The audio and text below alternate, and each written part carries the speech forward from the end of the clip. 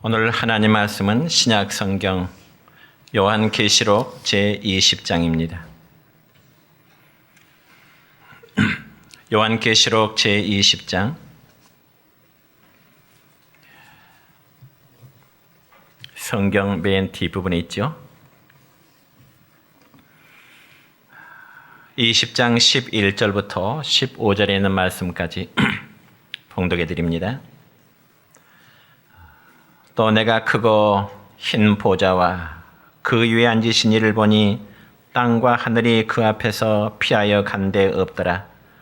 또 내가 보니 죽은 자들이 큰 자나 작은 자나 그 보좌 앞에 서 있는데 책들이 펴 있고 또 다른 책이 펴졌으니 곧 생명책이라.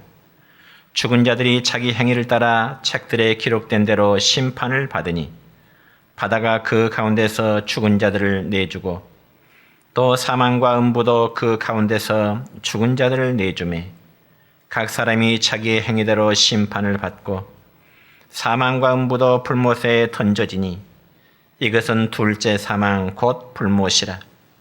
누구든지 생명책에 기록되지 못한 자는 불못에 던져지더라. 아멘. 사랑과 축복의 메시지 나눕니다. 사랑하고 축복합니다. 사랑하고 축복합니다.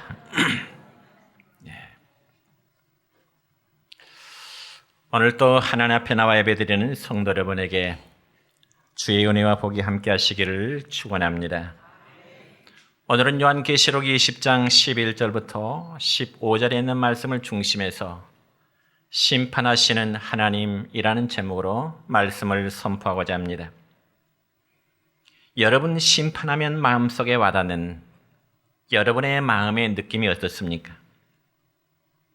심판가라면 어딘지 모르게 떨림과 때로는 마음의 두려움이 있을 것입니다. 왜냐하면 하나님 앞에 우리들의 삶이 떳떳하지 못하기 때문에 그렇습니다. 만약 우리들의 삶이 이 땅에서 정말 떳떳하다면 하나님의 심판대 앞에서도 조금도 두려움을 가질 필요가 없을 것입니다. 그리고 만약 우리에게 죽음이 없다면 하나님의 심판을 받지 않아도 될 것입니다. 또한 죄의 심판이 없다면 굳이 예수님을 믿을 필요도 없고요. 그렇지만 신약성경 히브리서 9장 27절의 말씀을 보면 한 번 죽는 것은 사람에게 정해진 것이요 그 후에는 심판이 있으리라고 말씀하고 있습니다.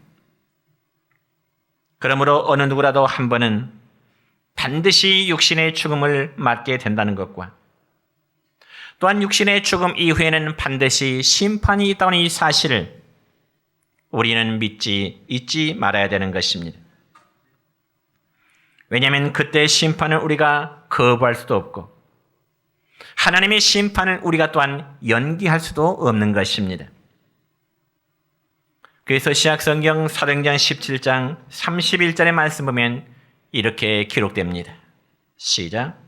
이는 정하신 사람으로 하여금 천하를 공의로 심판할 날을 작정하시고 아멘.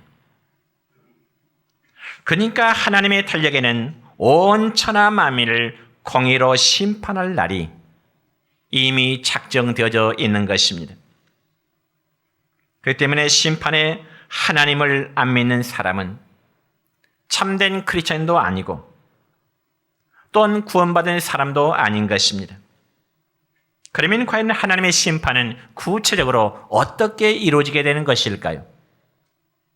먼저는 불신자에게 임한 하나님의 심판입니다. 여러분, 사람은 이 땅에 사는 동안에 예수님을 믿든 안 믿든 언젠가는 다 죽어야 되는 것이고요. 또한 사람의 죽음 이후에는 반드시 하나님의 심판이 있기 마련인 것입니다. 그러므로 구약성경 민수기 32장 23절의 말씀에 보면 또 이런 말씀이 기록됩니다. 시작. 너희가 만일 그같이 아니하면 여호와께 범죄함이니 너희 죄가 반드시 너희를 찾아 낼 줄 알라. 아멘. 저는 1991년도에 우리 교회 비례로 성지순례를 다녀온 적이 있습니다. 제가 성지순례를 하는 가운데 저 이태리 나라 나폴리만에 있는 폼페이라는 곳을 여행한 적이 있습니다. 그런데 여러분, 이 폼페이라고 하면은 서기 79년 8월 24일에 베스비우스 화산 폭발로 인해서 거대한 도시가 완전히 화산재에 의해서 파묻혀버린 그런 도시가 바로 폼페이라는 도시였습니다. 그래서 그 당시에 소수의 몇 사람을 제외하고는 약 2만 명의 사람들이 화산재에 묻혀서 그대로 죽임을 당했던 사건이 있습니다. 그런데 그 도시가 화산재에 의해서 파괴되고 사람들이 거의 다 천멸하다시피 하게 된 그 원인은 우연의 일치가 아니라 바로 음란과 사치로 인한 그들의 죄악 때문이었습니다. 여러분, 이와 유사한 사건이 우리가 성경에 보면은 창세기 19장의 말씀을 보면은 소돔과 고모라 성이 하나님의 불심판을 받아 멸망한 것은 그 성에 음란과 죄악이 간영했기 때문이라고 성경은 밝히고 있습니다.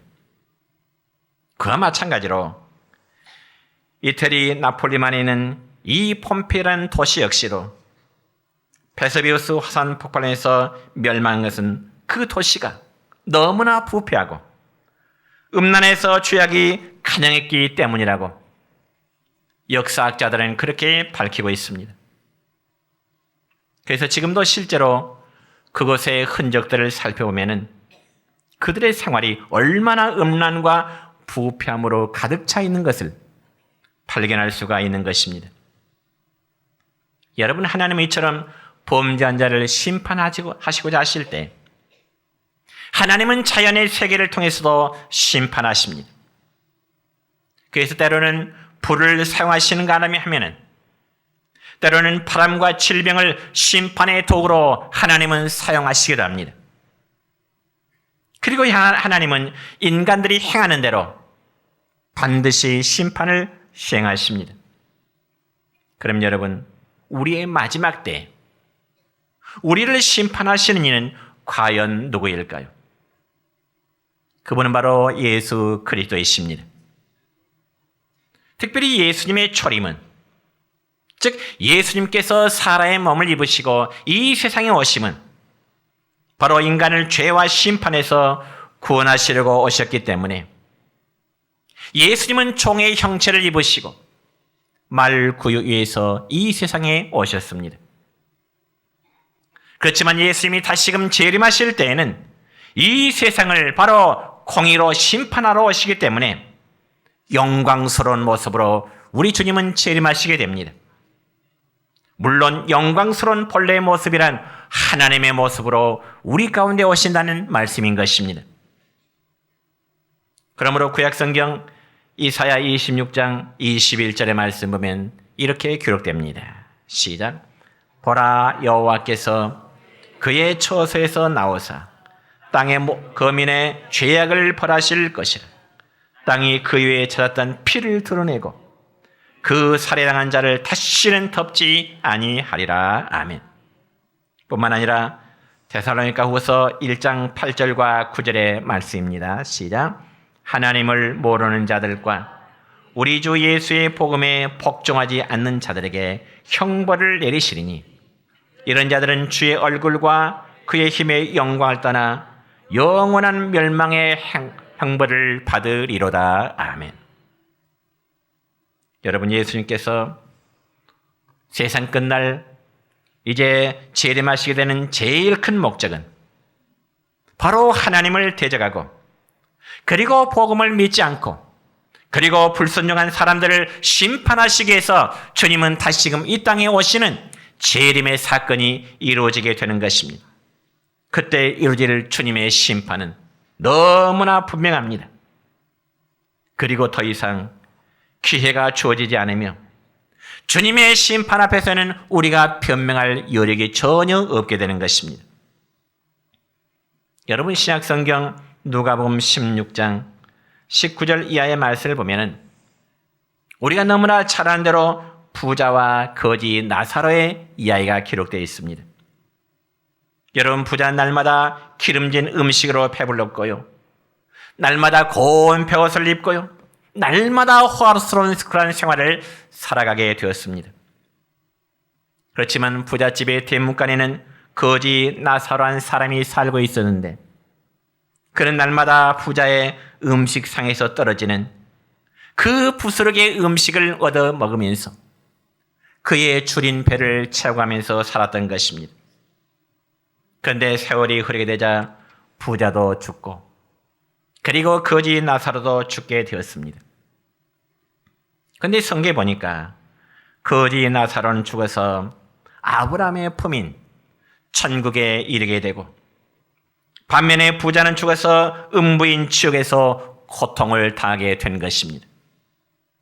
물론 지옥에서의 고통이란 영원히 꺼지지 않는 불 속에서의 고통을 의미하는 것입니다. 그러자 부자는 지옥에서 고통 중에 천국에 있는 그 아브라함을 향하여 누가복음 16장 24절에 보니까 이렇게 부르짖고 있습니다. 뭐라고요? 시작. 아버지 아브라함이여, 나를 긍휼히 여기사 나사로를 보내어 그 손가락 끝에 물을 찍어 내 혀를 서늘하게 하소서. 내가 이 불꽃 가운데서 괴로워하나이다. 이 부자는 지옥에서 불꽃 가운데서 괴로움과 고통 중에 부르짖고 있는 소리입니다. 그러면서 곁에 있는 나사로를 보내서 그 손가락 끝에 물을 찍어서 내 혀를 적시어 달라고 하는, 아마 부자의 생각으로는 자신이 세상에 살았을 때 거지 나사로가 자기의 상에서 떨어지는 음식을 주워 먹었기 때문에 그 은혜를 생각해서라도 나사로의 손끝에 물 한 방울로 자신의 혀를 서늘하게 해달라고 하는 그런 요청을 한 것 같습니다. 여러분이 지금 되면 지옥의 불고통이 얼마나 심한가를 짐작하고도 남을 것입니다. 여러분이 뜨거운 불 속의 고통이 얼마나 심했으면 정말 아브라함의 곁에 있는 그 나사로의 손끝에 물 한 방울로 자신의 혀를 서늘하게 해달라고 하는 그런 부르짖음을 가졌겠습니까? 그렇다면 지옥에 있는 부자의 이러한 부르짖음에 대해서 하나님의 나라에 있는 아브라함의 답변은 어떠했을까요? 한마디로 안 된다는 것입니다. 그래서 누가복음 16장 25절의 말씀 보면 이렇습니다. 시작. 아브라함이 이르되 예, 너는 살았을 때 좋은 것을 받았고 나사로는 고난을 받았으니 이것을 기억하라. 이제 그는 여기서 위로를 받고 너는 괴로움을 받느니라. 아멘. 그러니까 이 말은 사람이 한번 죽으면은 천국 아니면 지옥이기 때문에 양장선은 서로 오고 갈 수 없다는 것입니다. 그러자 지옥의 고통 중에 있는 부자는 또 다른 부탁을 아브라함에게 이제 하게 되는데요. 그 부탁은 다름이 아니라 자신은 어차피 아버지 아브라함이요, 나는 어차피 지옥에 와서 이렇게 고통을 당할지라도 아직도 저 세상에는 내 사랑하는 5 형제들이 있는데 그들만큼 제발 이 지옥에 오지 않도록 나사로를 보내서 천국과 지옥에 있다는 사실을 좀 전해주세요. 그러나 아브라함의 답변은 그것마저도 안 된다는 것입니다. 여러분, 왜 그럴까요? 세상에는 천국과 지옥을 전하는 전도자들이 있기 때문에 그렇습니다. 이 땅에 전도자들의 복음을 듣지 않는 자는 천국에 있는 자가 이 세상에 내려와서 천국 복음을 전해도 지옥의 사실상을 전해도 믿지 않는다는 겁니다. 그러므로 사랑하는 성도 여러분이요, 예수님을 믿어 구원받은 성도는 예수님께서 재림하실 때 생명의 부활, 즉 첫째 부활을 얻고 1000년 동안 주님과 함께 천년왕국에서 왕노릇 하다가 마지막 날 영원한 하나님 나라에서의 영광을 누리게 될 것입니다. 그래서 오늘 본문 말씀으로 읽지는 않았지만 요한계시록 20장 6절의 말씀 보면 이런 말씀이 있습니다. 시작. 이 첫째 부활에 참여하는 자들은 복이 있고 거룩하도다. 둘째 사망이 그들을 다스리는 권세가 없고 도리어 그들이 하나님과 그리스도의 제사장이 되어 1000년 동안 그리스도와 더불어 왕노릇하리라. 아멘. 여러분, 그런 반면에 구원받지 못한 사람들은 다 부활하여 하나님의 크고 흰 보좌 앞에 그 행한 대로 심판을 받게 되고요, 불과 유황에 던져서 영원히 고통받게 될 것을 성경은 우리에게 분명히 약속하고 있습니다.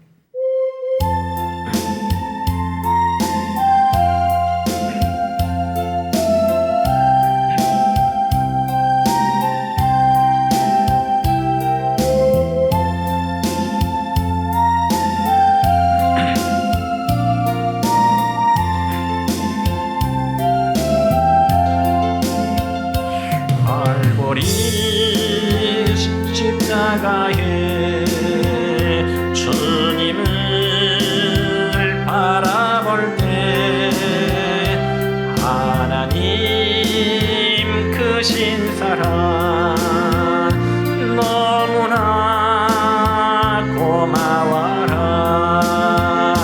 예수님의 십자가 이제는 나도 지고 이 생명 다 바쳐서 주님을 따르리라. 우리에게 믿음과 소망을 주시며 사랑으로 세상을 이기게 하셨네. 예수님의 십자가 이제는 나도 지고 이 생명 다 바쳐서 주님을 따르리라. 우리의 모든 강구 응답해 주시며 기도의 은혜로서 충만케 채우시네. 예수님의 십자가 이제는 나도 지고 이 생명 다 바쳐서 주님을 따르리라.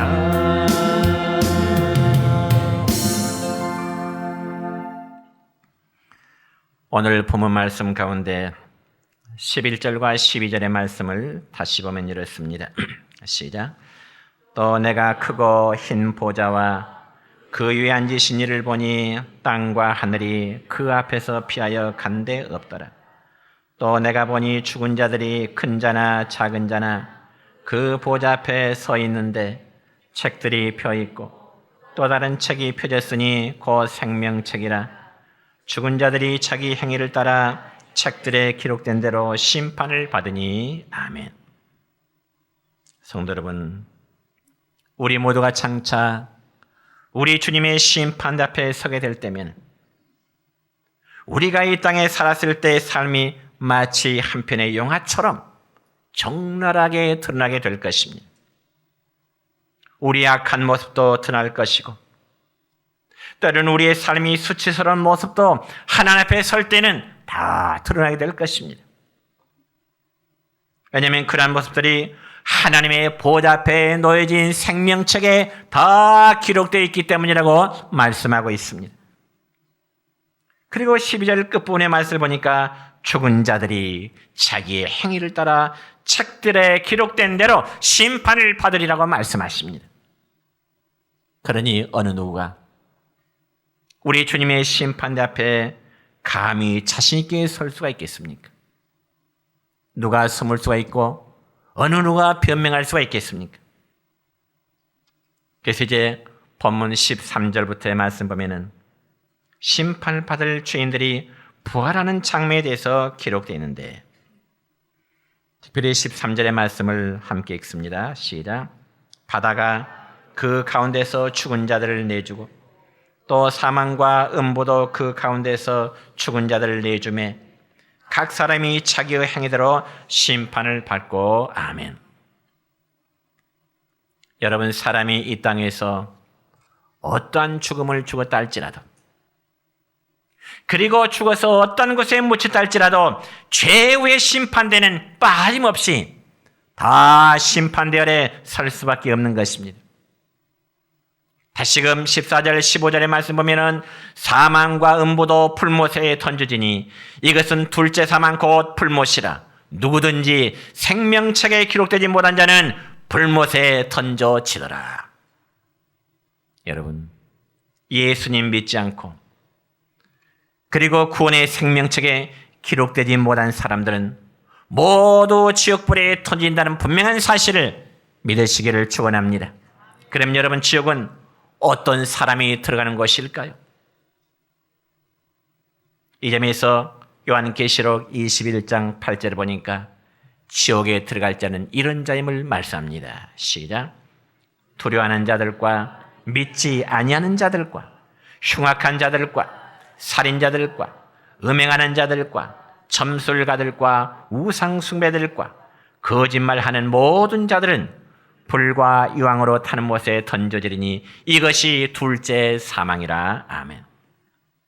여러분, 정말 내세 지옥의 형벌이 없다면 우리가 믿는 하나님은 공의의 하나님도 아니고요, 우리가 믿는 하나님은 질서의 하나님도 아니실 것입니다. 여러분, 우리가 역사적으로 보면 구라파의 수많은 나라를 초토화시키고 많은 인명피를 내고 유태인들 600만을 가스로 독살한 히틀러가 내세 형벌을 받지 않아서야 되겠습니까? 그리고 공산혁명을 빙자해서 6,300만 명을 죽인 중국의 모택동이나, 그리고 4,500만 명을 죽인 구소련의 스탈린이 최후의 심판을 받지 않아야 되겠느냐 그 말이죠. 그리고 또한 저 북녘의 저 김일성과 그리고 김정일과 그리고 김정은이가 하나님의 심판을 받지 않는다면 어떻게 되겠습니까? 그래서 마태복음 12장 36절의 말씀 보면 우리 주님 이런 말씀하십니다. 시작. 사람이 무슨 무익한 말을 하든지 심판날에 이에 대하여 신문을 받으리니 그렇습니다. 그러니까 큰 죄나 말로 지은 죄까지라도 우리는 반드시 공의로우신 하나님 앞에 심판을 받게 되는 것입니다. 이게 바로 구원받지 못한 자들에게 말 하나님의 심판의 모습입니다. 그렇다면 이제 구원받은 우리들, 구원받은 성도들에게 하나님의 심판은 어떻게 이루어질까요? 두 번째는 구원받은 자의 심판인데, 여러분, 아무리 흉악한 죄인일지라도 죽기 전에, 아무리 흉악한 범죄자랄지라도 육신의 죽음 죽기 전에 정말 자신의 죄를 철저히 회개하며 예수를 믿으면, 그리고 영접하면 구원을 받게 되는 것입니다. 그 좋은 예로 예수님의 십자가의 한편에 달렸던 강도의 모습의 소리는 그런 경우를 알게 되죠. 여러분의 그 강도는 십자가에 달리기 전까지 온갖 악행을 다 저질렀을 것입니다. 그리고 예수님과 함께 좌우에 달렸던 그 강도, 그 당시의 법으로 더 이상 용서해서는 안 될 죄이기 때문에 결국 예수님과 함께 좌우에 십자가에 달린 것입니다. 그런데 그 두 강도 중에 한 사람은 십자가에서 자기의 목숨이 끊어지는 그 순간까지 예수님을 정죄하고 예수님을 조롱하고 예수님을 욕했지만, 그러나 또 다른 한편의 강도는 죽음 직전에 예수님 앞에 자신의 죄를 고백하게 되는 것입니다. 그러면서 부탁합니다. 뭐라고? 예수여, 당신의 나라에 임하실 때 나를 기억하소서. 예수여, 당신의 나라에 임하실 때 나를 기억하소서. 그때 주님은 그에게 이런 약속하십니다. 오늘 네가 나와 함께 낙원에 있으리라. 한마디로 구원의 영광에 동참하게 되었다고 하는 그런 약속인 것입니다. 사랑하는 성도 여러분이여, 예수님을 믿어 어린 양의 생명책에 내 이름이 기록되지 않고는, 여러분 각자 이름이 생명책에 기록되지 않고는 절대로 하나님의 백보자의 심판을 면할 길이 없는 것입니다. 그래서 요한복음 14장 6절의 말씀 보면은 우리 주님 이런 말씀하십니다. 내가 곧 길이요 진리요 생명이니 나로 말미암지 않고는, 예수님을 통하지 않고서는 아버지께로 올 자가 아무도 없음을 말씀하고 계십니다. 아버지 계신 하나님 나라에 갈 수 있는 유일한 길은 나를 말미암지 않고는, 예수님을 통하지 않고서는, 예수님을 믿지 않고서는 구원의 길이 결코 열리지 않는 것입니다. 그래서 요한복음 5장 24절에 보면 이런 말씀이 기록됩니다. 시작.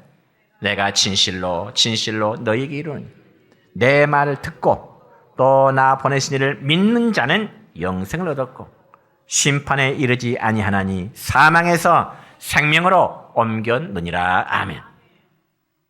사랑하는 성도 여러분이여, 저와 여러분은 우리의 선한 행위의 대가로 구원받은 거 아니고요, 또 죄가 너무 많아서 구원 못 받은 것도 아닙니다.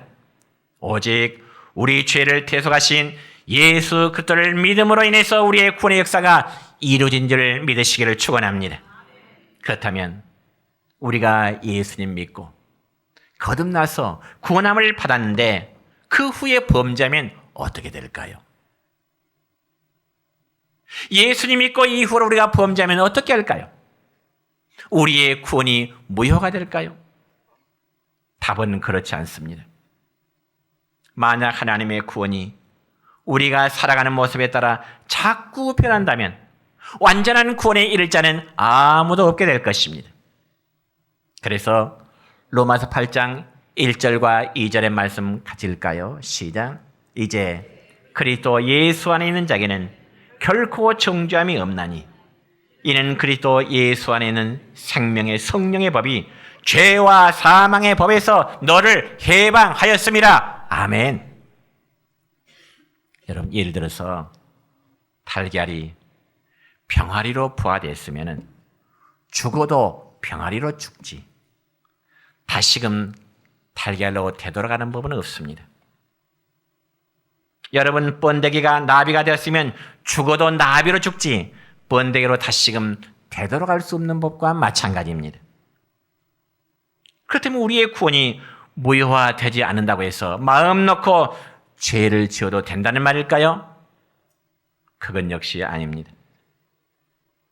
여러분, 거듭난 후에 알고 지은 죄는 천국에 들어가기 전에 반드시 그 죄값을 치르게 되는 것입니다.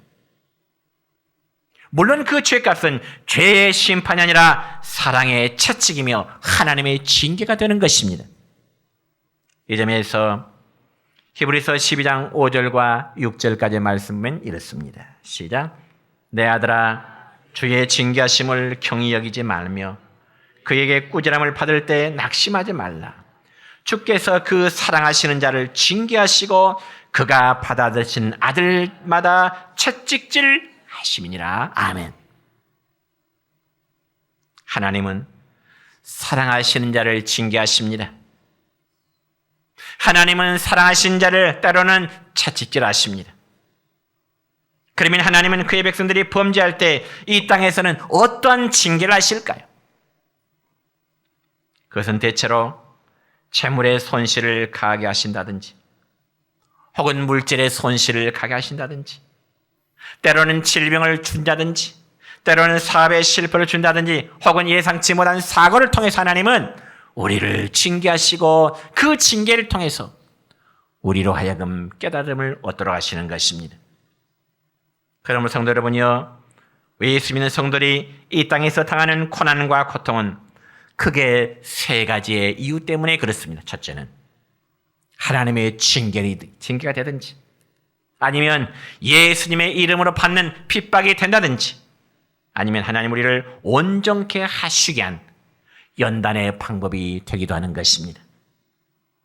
그러니 우리의 범죄에서 징계받을 때는 회개하고 돌이켜하고, 우리에게 당하는 핍박이나 연단은 참고 견뎌야 때 바로 하나님의 올바른 사람의 모습입니다.